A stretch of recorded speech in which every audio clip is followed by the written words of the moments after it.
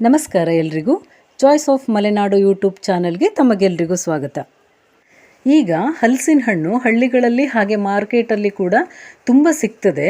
ಇದರಲ್ಲೊಂದು ಈಸಿಯಾಗಿ ಒಂದು ಸ್ನ್ಯಾಕ್ಸ್ನ ಹೇಗೆ ಮಾಡೋದು ನೋಡೋಣ.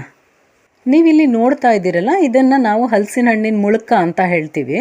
ಇದು ಮಾಡ್ಕೊಳ್ಳೋದು ಬಹಳ ಈಸಿ ಮತ್ತು ಇದಕ್ಕೆ ಸಾಮಗ್ರಿಗಳು ಕೂಡ ತುಂಬ ಏನೂ ಬೇಡ. ಇದನ್ನು ಹೇಗೆ ಮಾಡ್ಕೊಳ್ಳೋದು ಸಿಂಪಲ್ಲಾಗಿ ಅಂತ ನೋಡೋಣ. ನಾನಿಲ್ಲಿ 1 ಕಪ್ ಆಗುವಷ್ಟು ಅಕ್ಕಿನ ತೊಗೊಂಡಿದ್ದೀನಿ.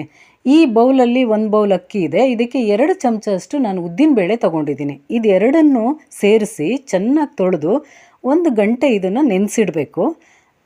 ಆಮೇಲೆ ನಾನಿಲ್ಲಿ ಹಲಸಿನ ಸೋಳೆ ಇಷ್ಟು ತೊಗೊಂಡಿದ್ದೀನಿ. ರುಚಿಗೆ ಸ್ವಲ್ಪ ಉಪ್ಪು ತೊಗೊಂಡಿದ್ದೀನಿ. ಈ ಸೋಳೆಗಳನ್ನು ನಾನು ಚಿಕ್ಕದಾಗಿ ಕಟ್ ಮಾಡ್ಕೊಂಡಿದ್ದೀನಿ, ಯಾಕೆಂದರೆ ಇದನ್ನು ಅಕ್ಕಿ ಜೊತೆ ರುಬ್ಬಬೇಕು. ಹಾಗಾಗಿ ಈಗ ಅಕ್ಕಿ ನೆಂದಿದೆ. ನಾನು ನೀರೆಲ್ಲ ಬಸ್ತಿಟ್ಕೊಂಡಿದ್ದೀನಿ. ಇದನ್ನು 1-2 ಸುತ್ತು ರುಬ್ಕೊಂಡ್ಮೇಲೆ ಇದಕ್ಕೆ ಹಲಸಿನ ಸೋಳೆ ಹಾಕ್ಕೊಂಡು ಮತ್ತೆ ರುಬ್ಕೋಬೇಕು. ನೋಡಿ, ಇದನ್ನು ಈ ಹದಕ್ಕೆ ರುಬ್ಕೋಬೇಕು, ನೀರೇನು ಹಾಕಬಾರ್ದು. ಮತ್ತು ರುಬ್ಬೋವಾಗಲೇ ಇದಕ್ಕೆ ಉಪ್ಪನ್ನು ಸೇರಿಸ್ಕೊಂಡೇ ರುಬ್ಬಬೇಕು. ಮತ್ತು ಇದಕ್ಕೆ ಸೋಡಾ ಪುಡಿ ಏನೂ ಹಾಕೋ ಅವಶ್ಯಕತೆ ಇಲ್ಲ. ಇದು ಉದ್ದಿನಬೇಳೆ ಹಾಕಿರ್ತೀವಲ್ಲ, ಅಷ್ಟೇ ಸಾಕಾಗ್ತದೆ. ಈಗ ಇದನ್ನು ಕರಿಬೇಕು. ಸ್ಟವ್ ಹಚ್ಚಿ ನಾನು ಒಂದು ಪಾತ್ರೆ ಇಟ್ಟು ಸ್ವಲ್ಪ ಎಣ್ಣೆ ಹಾಕಿದ್ದೀನಿ. ಎಣ್ಣೆ ಬಿಸಿ ಆಗಲಿ.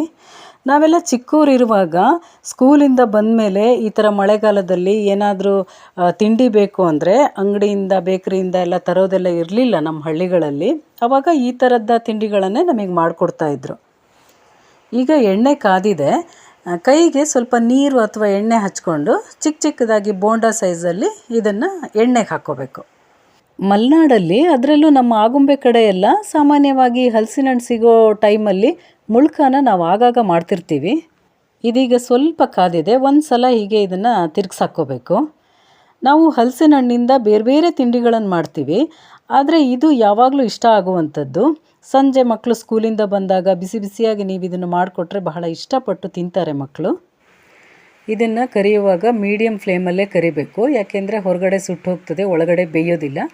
ನೋಡಿ, ಈಗೀಗ ಇಷ್ಟು ಈ ಥರ ಬಣ್ಣಕ್ಕೆ ಬಂದಮೇಲೆ ಇದು ನೀಟಾಗಿ ಬೆಂದಿರ್ತದೆ. ತೆಗೆದುಬಿಟ್ಟು ನನ್ನ ಹತ್ರ ಇರೋ ಇಷ್ಟು ಹಿಟ್ಟಲ್ಲಿ ನಾನು ಮುಳ್ಕನ ಕರೆದು ತೆಗೆದಿಡ್ತೀನಿ.